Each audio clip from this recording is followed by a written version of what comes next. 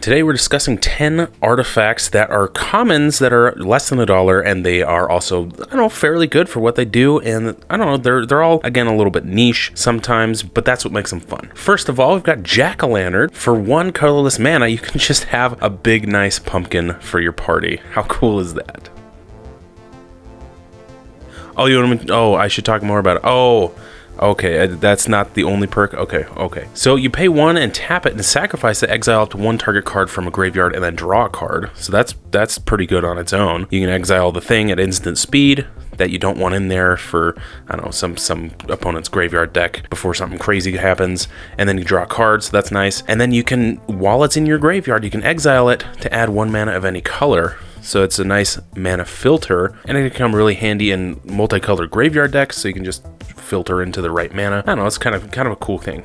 Automated Artificer. Now this is not the only one like it, but it's very nice from the new Kamigawa set. 2 mana, you get a 1/3 Artificer. You can tap it to add colorless, and then you can spend it only to activate an ability or cast an artifact spell, which is not that bad, honestly. If you're running an artifact deck, this is a really nice mana dork for you, and a lot of artifact decks basically make it so you can cast artifacts for free a lot of the time. So make this cost 2 less, and boom, you got a free mana dork that you can use to cast your artifacts. I kind of like this one just because it's specifically for artifact decks. I don't know, I like things that are niche to just go in certain things, so I think this is really nice. Crashing Drawbridge. This one is awesome. I love Crashing Drawbridge. It's a 0/4 with Defender, but you can tap it to give creatures you control haste until end of turn. Now, there's a lot of things that give haste until end of turn, but a lot of them are just in red. But this one allows any color of deck to give all your creatures haste. So those white decks with 1,000,000 creatures, yeah, those can have haste. Oh, your green deck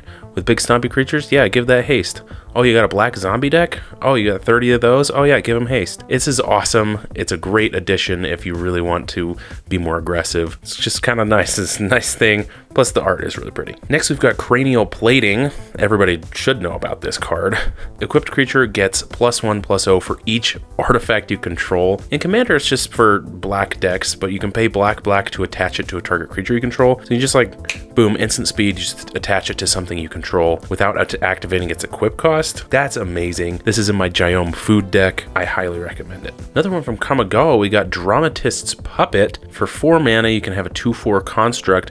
When it enters the battlefield, for each kind of counter on target permanent, put another of that counter on it or remove one from it. So this allows you to add or subtract some counters. This is great for, Cathril decks that really want different kinds of counters on them, or it's really good for removing stuff like, I don't know, Cheville Bane of Monsters bounty counters, or something like that, or a lot of indestructible counters as well. So in your keyword soup counter deck, you can just add another one of those counters if you want, and then just put it on the Ozolith later. I don't know, it's a really neat card, and it's really quite cool for what it is. Veldens Cane costs 1, and then you can tap it and exile it, and then you shuffle your graveyard into your library. That's a really cheap shuffle your graveyard into your library effect. Green does this mostly, but you can have that effect in any of these decks. It's also really good protection if you're in some sort of like Muldrotha deck or Graveyards Matter deck. You can just protect your graveyard, and you can do it at instant speeds for those Bojuka Bogs or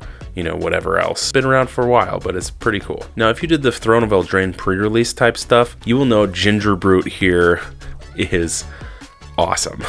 Ginger Brute was really good in limited. Oh my gosh, it's so good. It's just a nice food 1/1 with haste. It's out turn 1, you're dealing damage, and then later you can make it bigger and then pay 1, and then it just can't be blocked by anything that doesn't have haste. This one's so good. Stack a bunch of auras on this or something, and then pay the 1, and boom, he's nigh unblockable. And then if you're just in a pinch, you can sacrifice it to gain 3 life and just eat it. Anyway, he's just fun. Look at his face. He's so fun. Here's one for your red decks, Immolating Soul Eater. It's the best form of dragon breathing ever. 1 Phyrexian red, and it gets +1/+0 until end of turn. So if you got a bunch of life and you just swing in with this one and then just pump it right at the end if it's not blocked or if you need to kill something, Phyrexian mana just breaks things, and this one's really good. Just for 2 mana, you're just swinging out or something that could potentially be fairly big. It's like a little doggy with fire breathing. I just think it's awesome. You never think about this stuff, but I found it and I was like, this is the coolest card. Anyway, maybe you don't think so, but I think it's cool. Leather Armor. Now, if you don't have those lightning greaves, because they're freaking expensive, get yourself a leather armor, +0, +1, and has ward 1, so you know it's no shroud, right? But it equips for 0. You can only activate it once per turn, but usually you only really need to attach it to your commander like once.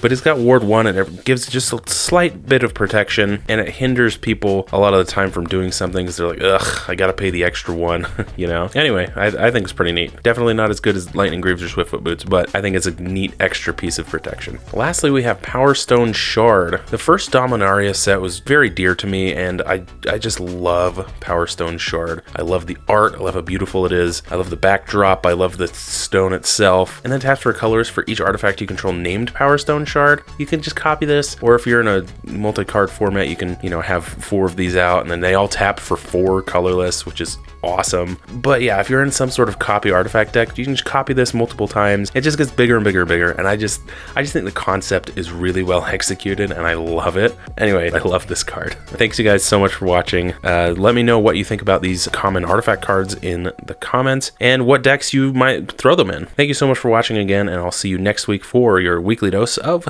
magic.